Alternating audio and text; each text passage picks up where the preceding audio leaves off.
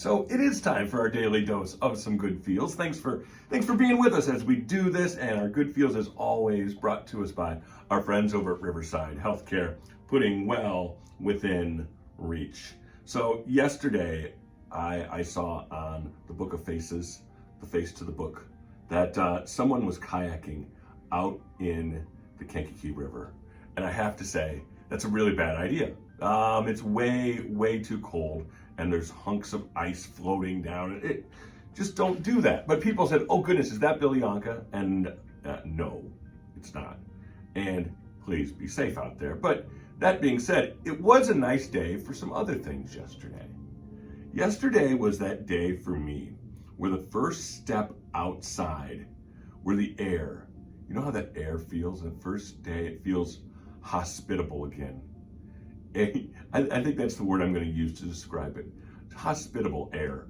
You know how the air can feel unfriendly if it is too cold or too hot. The air yesterday felt like visiting my Aunt Sue's house. Do you have that person? My Aunt Sue's house, where it's always comfortable, there are always snacks, and the air felt like that. Yesterday was also my first bike ride of the year. And that feeling as crossing the Kankakee River towards Bird Park and feeling like the feeling of picking up steam as you're heading on the other side of the bridge, kind of with that little bit of downhill, and you're picking up speed, and it feels good just like it did when I was 10 years old. And it's just crazy to think that 36 years later, it still feels just that good. And in those moments of picking up speed with hospitable air, there's no bills to pay.